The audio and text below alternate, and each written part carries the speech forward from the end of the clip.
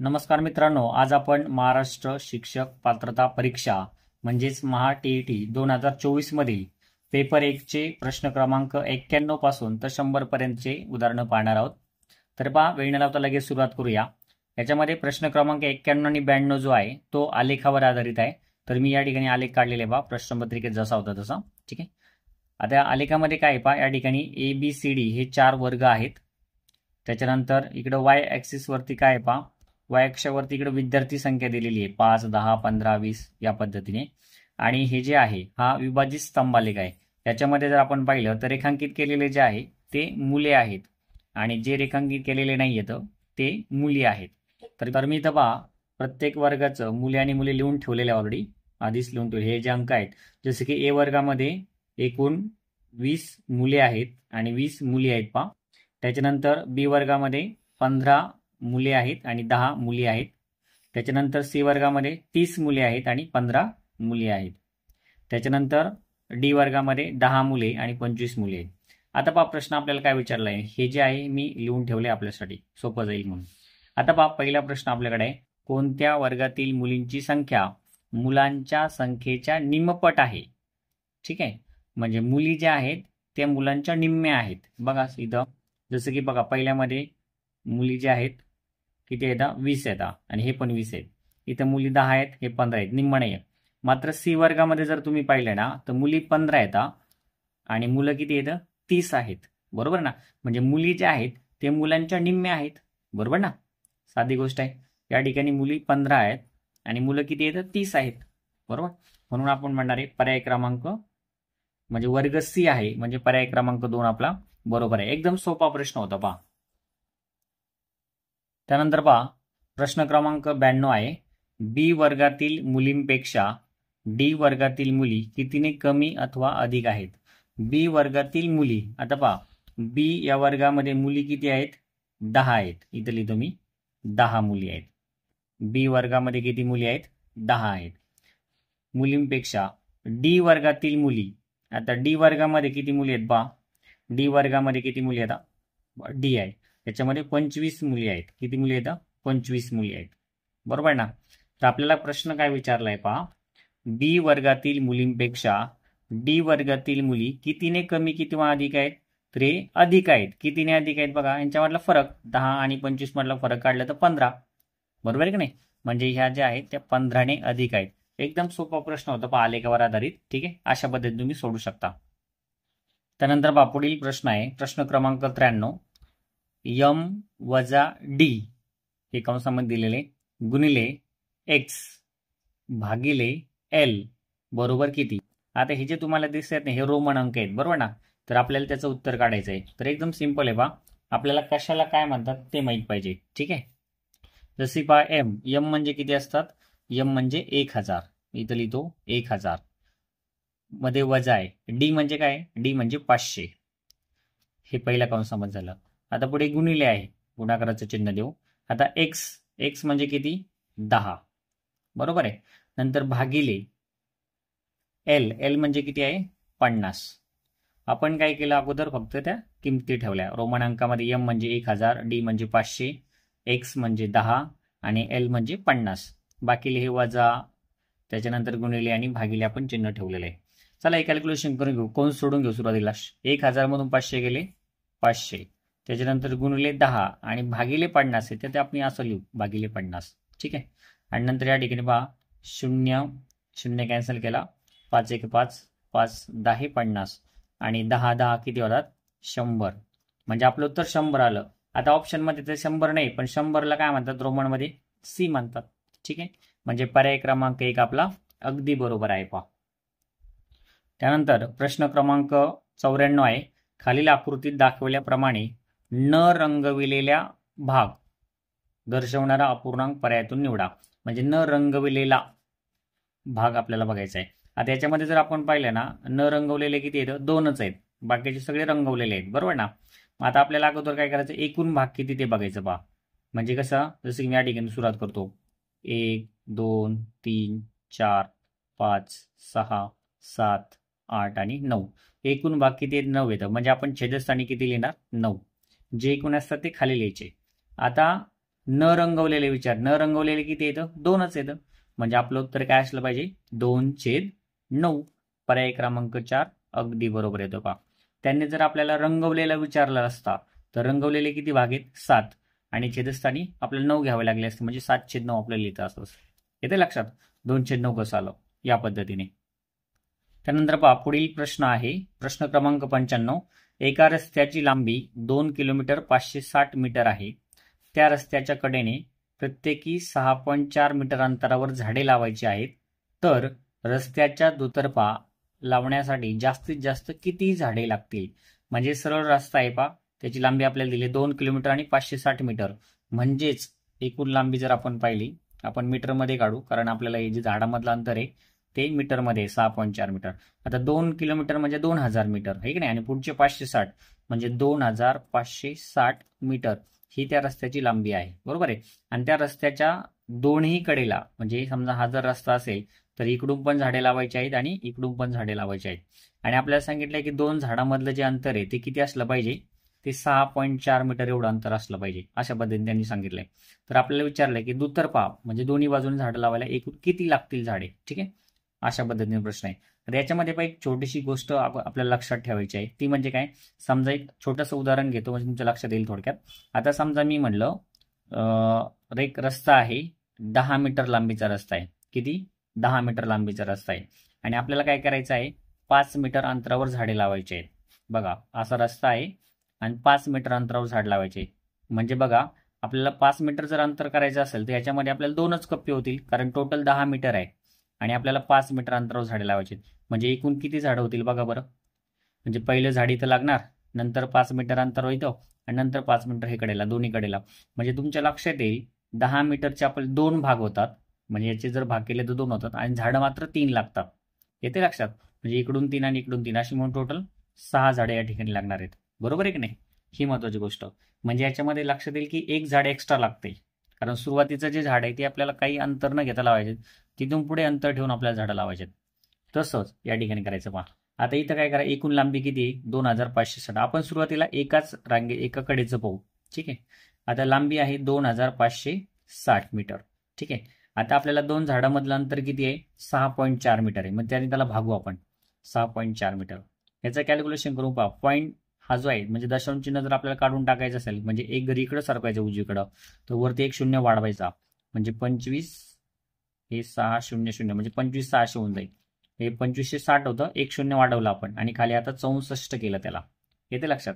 आता याचं कॅल्क्युलेशन आपण करून घेऊ. पहा, सुरुवातीला समजा मी 8 ने भाग दिला, 8 8 64, वरती जर पाहिलं तर 8 3 24 हे की नाही, खाली उरला 1, 16 झाले, 8 2 16 म्हणजे 3200. आता आपण 8 ने भाग देऊ शकतो या ठिकाणी, 8 1 8 आणि 8 चौक 32 म्हणजे 400. म्हणजे थोडक्यात आता ह्याचे जर पाहिलं तर हे 400 कप्पे तयार होणार. मात्र 1 झाड एक्स्ट्रा लागतं, मी आत्ताच सांगितलं तुम्हाला. म्हणजे याच्यामध्ये आपल्याला एक ऍड करावं लागणार आहे. म्हणजे एका बाजूला विचार केला तर 401 झाडं होतात एका बाजूला. मात्र आपल्याला काय करायचंय? दुतर्फा म्हणजे दोन्ही पण बाजून लावायचे. म्हणजे त्याच्या 2 ने गुणा किंवा त्याच्यामध्ये अजून 401 ऍड करा, म्हणजे किती उत्तर येणार आहे आपलं? 802 झाडं लागणार आहेत. म्हणजे पर्याय क्रमांक 2 आपला अगदी बरोबर येतोय पहा. ठीक आहे. पुढील प्रश्न आहे पहा 96 नंबरचा. खालीलपैकी सत्य विधानांसाठी योग्य पर्याय कोणता? आपल्याला 3 विधानं दिलेली आहेत आणि त्याच्यातले आपल्याला सत्य विधान शोधायचे आहेत, म्हणजे बरोबर असणारे विधान शोधायचे आहेत. ठीक आहे. तर पहिलं विधान काय पहा, समांतरभुज चौकोनाच्या सम्मुख भुजा एकरूप असतात. आता हे तिन्ही पण समांतरभुज चौकोनाच्या बाबतीत आहे पहा. तर समांतरभुज चौकोन म्हणजे काय? समोरासमोरील बाजू समांतर असतात आणि एकरूप सुद्धा असतात पहा. ठीक आहे. त्याच्यानंतर म्हणजे पहिलं ऑप्शन बरोबरच आहे, ए जे आहे, समांतरभुज चौकोनाच्या सम्मुख भुजा एकरूप असतात. बरोबर आहे पहा. ह्या समोरच्या जे असतात एकरूप पण असतात आणि समांतर पण असतात. ठीक आहे. दुसरा आहे समांतरभुज चौकोनाचे सम्मुख कोण एकरूप असतात, म्हणजे जे समोरासमोरील कोण जे आहेत ते एकरूप असतात. बरोबर आहे, हे सुद्धा बरोबर आहे. समोरासमोरील कोण जे असतात ते एकरूपच असतात. दुसरं पण बरोबर आहे, म्हणजे भुजा पण एकरूप असतात समोरासमोरच्या आणि कोण पण. आणि तिसरे पहा, समांतरभुज चौकोनाचे कर्ण परस्परांना दुभागतात, म्हणजे समान 2 भाग करतात. समजा हा कर्ण आहे एक आणि दुसरा हा कर्ण आहे, जर आपण ते काढले तर काय होतात? हे 2 सारखे भाग होतात. हे पण अगदी बरोबर विधान आहे पहा. म्हणजे 3ही विधानं कशी आहेत? बरोबर आहेत. परस्परांना दुभागतात म्हणजे 2 समान भाग करतात, आहे की नाही. म्हणजे हे पण बरोबर आहे. म्हणजे आपल्याला म्हणता येईल पर्याय क्रमांक 1 ABC सर्व हे बरोबर आहे. येते लक्षात. त्यानंतर पहा प्रश्न क्रमांक 97 आहे. खालील आकृतीतील घडणीपासून षटकोनी चिती तयार केल्यास त्यातील समोरासमोरील पृष्ठावरील अक्षरांची चुकीची जोडी कोणती? आता पहा आपल्याला अशा प्रकारची घडण दिलेली आहे आणि याच्यापासून आपल्याला षटकोनी चिती तयार करायची आहे. आता तुम्ही म्हणताल कशी तयार होणार याची?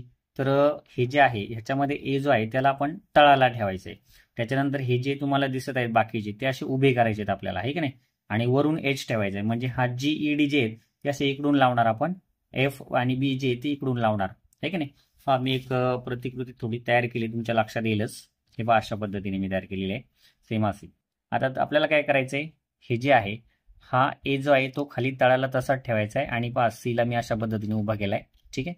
त्याच्यानंतर पहा हा GED जो आहे तो आपण इकडच्या बाजूने असा प्रत्येकाला बाजूला मस्तपैकी त्याला लावून घेणार अशा पद्धतीने. ठीक आहे.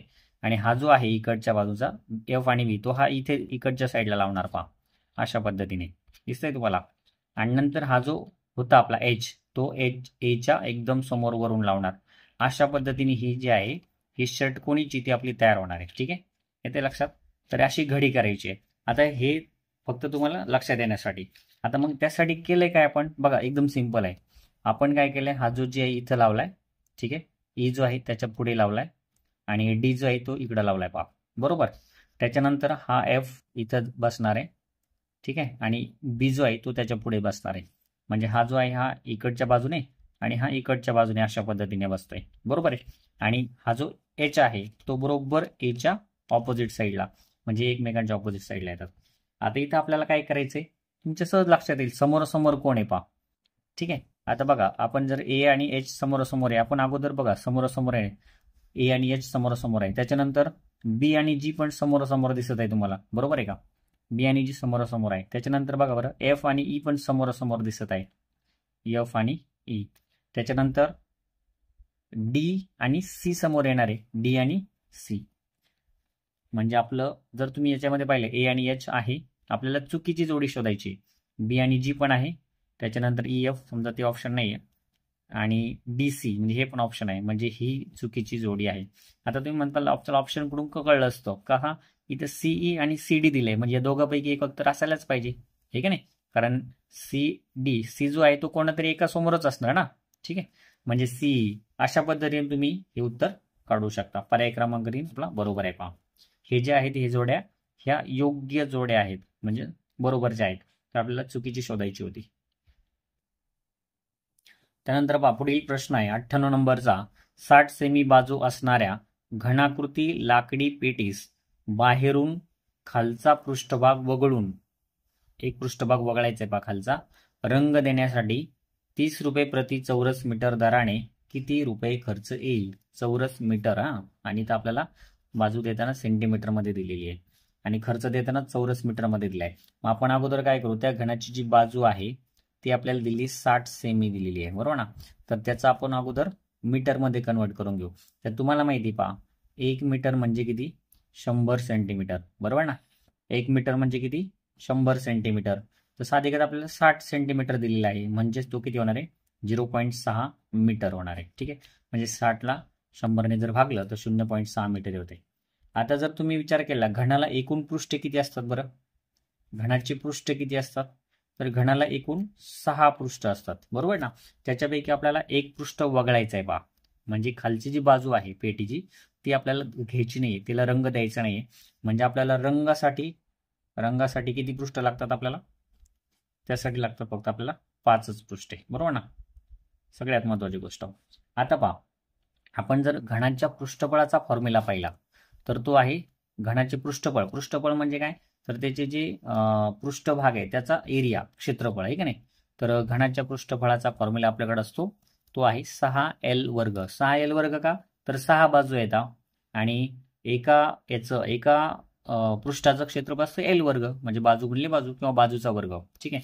आपल्याकडे मात्र 5च आहेत, तर आपण काय करणार आहे त्याचं 5L² घेणार आहेत. सगळं लक्षात महत्वाची गोष्ट काय आहे की 5च आपल्याला पृष्ठ रंगवायचे आहेत, 6 पृष्ठ रंगवणार नाही येतं, म्हणजे 5L वर्ग. बघा याच्यामध्ये किंमत ठेवू आपण. L म्हणजे किती आहे? त्याची बाजू 0.6, आपण लिहू 0.6 त्याचा वर्ग, म्हणजेच 5 गुणिले 0.6चा वर्ग म्हणजे काय, 6चा वर्ग करा 36, आणि इथं 1 होतं तर आपल्याला 2 द्यावं लागलं आता, म्हणजे 1 2 इथं दशांश चिन्ह म्हणजे 0.36. यांचा जर गुणाकार केला आपण 36 5 180, आणि आपल्याला 2 घरानंतर दशांश चिन्ह द्यायचे म्हणजे इथं द्यावं लागलं आपल्याला 1.80, म्हणजे त्याला आपण फक्त 1.8च म्हटलं तरी हरकत नाही फक्त. आता 1.8 हे काय झालं, एकूण आपलं चौरस मीटर एवढं क्षेत्रफळ आलं. ठीक आहे, पृष्ठफळ आलं. आता आपल्याला रंग देण्यासाठी खर्च किती लागणार आहे पहा. रंग देण्यासाठी खर्च किती लागेल, तर आपल्याकडे आहे 1.8 एकूण एरिया, आणि प्रत्येक चौरस मीटरसाठी 30 रुपये आपल्याला सांगितलेले आहेत. किती रुपये, 30 रुपये. मग आपण त्याला 30ने फक्त गुणायचं, 8 रात्रिक 54, आणि पुढचा 0 म्हणजे 540 गुणाकार आला, आणि आपल्याला दशांश चिन्ह द्यावं लागेल ना एक घरानंतर, म्हणजे या ठिकाणी आपल्याला 54.0 म्हणजेच 54 रुपये खर्च लागणार आहे. पर्याय क्रमांक 1 अगदी बरोबर आहे पहा. इथं महत्वाची गोष्ट आपण काय केली की सेंटीमीटरमध्ये बाजू दिली होती, मीटरमध्ये कन्वर्ट केली. घनाला 6 पृष्ठे असतात, त्याच्यापैकी 5च पृष्ठ रंगवायचे होते, कारण एक त्यांनी सांगितले वगळायचा आहे खालचा भाग, म्हणून आपण 6L वर्ग न घेता 5L वर्गच घेतलेला आहे, आणि खर्चाने फक्त त्याला गुणलेला आहे, म्हणजे 30 रुपये प्रति मीटरने.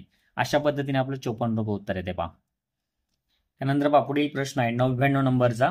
50 मीटर लांबी व 30 मीटर रुंदी असणाऱ्या आयताकृती बागेच्या बाहेरील सर्व बाजूने 5 मीटर रुंदीचा रस्ता तयार केल्यास रस्त्याच्या जागेचे क्षेत्रफळ किती होईल. पहा एकदम सोपा प्रश्न आहे, तुमच्या सहज लक्षात येणार आहे. मी काय करतो बघा, इथं 50 आणि 30 पहा अशा पद्धतीने समजा मी एक आयताकृती बाग काढली, तर त्या बागेची लांबी आहे 50 मीटर आणि बागेची रुंदी आहे 30 मीटर. ठीक आहे. आता त्यांनी काय म्हणले, ही जी आयताकृती बाग आहे त्याच्या बाहेरील सर्व बाजूने, म्हणजे इकडच्या बाजूला पण एक अशा सर्व बाजूला 5 मीटर रुंदीचा रस्ता केला पहा. अशा पद्धतीने मी ते एक रस्ता तयार करतो पहा. याची जी रुंदी आहे ती किती आहे, 5 मीटर आहे. इकडून पण 5 मीटर रुंदीचा रस्ता तयार केला, आणि इकडून सुद्धा 5 मीटर, सर्व बाजूने त्यांनी 5 मीटर रुंदीचा रस्ता तयार केलेला आहे. ठीक आहे, अशा पद्धतीने 5 मीटर. मग आता सगळ्यात महत्त्वाची गोष्ट, आपल्याला हे जे रस्ता आहे त्याचं क्षेत्रफळ आपल्याला काढायचं आहे.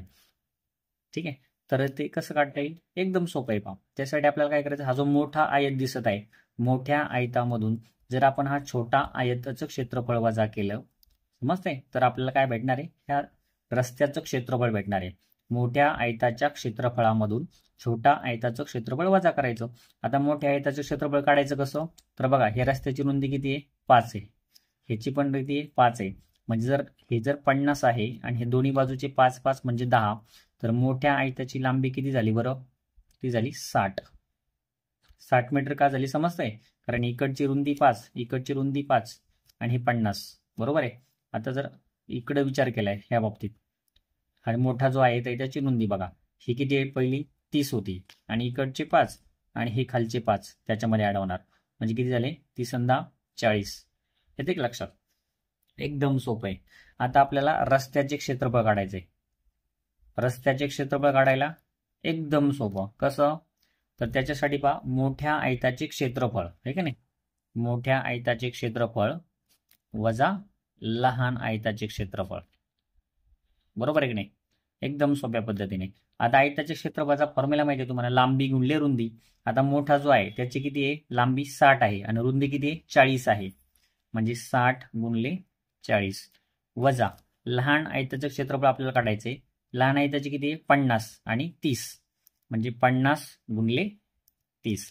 कॅल्क्युलेशन करून घेऊ आपण या ठिकाणी, कसं, 6 चोक 24 आणि पुढचे 2 शून्य म्हणजे 2400, वजा इथं 5 त्रिक 15 आणि पुढचे 2 शून्य म्हणजे 2400 वजा 1500, 24 मधून 15 गेले 9, म्हणजे 900 चौरस मीटर हे आलं क्षेत्रफळ. कशाचं क्षेत्रफळ आलं, ते रस्त्याची जागा जी आहे, हा जो रस्ता आहे त्या रस्त्याचं क्षेत्रफळ आलंय. काय केलंय, सिंपल आहे, फक्त मोठ्या आयताच्या क्षेत्रफळामधून छोट्या आयताचं क्षेत्रफळ आपण वजा केलंय, एवढं सिंपल आहे पहा. म्हणजे पर्याय क्रमांक 4 आपला अगदी बरोबर येतोय. आजच्या व्हिडिओमधला हा शेवटचा प्रश्न 100 नंबरचा. एका कोणाचा कोटिकोन 35 अंश मापाचा आहे, तर त्याच्या पूरक कोणाचे माप किती. पहा प्रश्न एकदम सोपा आहे, फक्त व्यवस्थित बघा काय दिलंय, एका कोणाचा कोटिकोन दिलाय. आता पहा, समजा तो कोण आपल्याकडं असं म्हणू की तो कोण आहे एक्स आणि त्याचा कोटिकोण किती आहे बरं?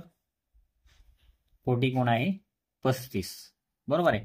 आता तो कोण आणि त्याचा कोटिकोण यांचं माप किती असतं? एकूण 90 अंश असतो. कारण का कोटिकोणांच्या मापांची बेरीज 90 असते, बरोबर ना. म्हणजे त्या कोणाचं माप आपल्याला काढता येणार आहे अगोदर. डायरेक्ट पूरक कोणाचं माप नाही भेटणार आपल्याला अगोदर. आपल्याला अगोदर तो कोण शोधावा लागेल, ठीक आहे नाही. एका कोणाचा कोटिकोण 35 आहे, तर तो कोणाचा अगोदर माप काढू. ते म्हणजे कसं, 90 म्हणून ते 35 काय करायचे, फक्त वजा करायचे. म्हणजे तो कोण किती येईल बरं आपला?